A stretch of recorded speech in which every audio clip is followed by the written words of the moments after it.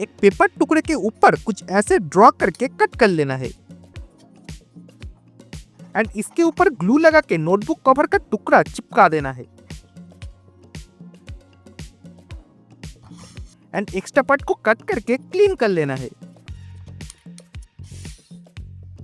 उसके बाद और एक पेपर लेके पेन रिफिल के मदद से रोल करके एंड पे ग्लू से चिपका देना है।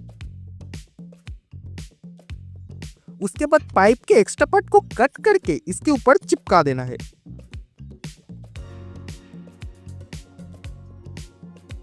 अब ये पोर्शन को एक साइड नीचे और दूसरे साइड ऊपर की तरफ थोड़ा मोड़ लेना है। उसके बाद एक धागा पाइप के ऊपर लपेट के ले लेना है कपड़ा सिलने वाला धागा का खाली पाइप। अब इस पाइप के अंदर डाल के धागा खींचने से ये उड़ जाएगा।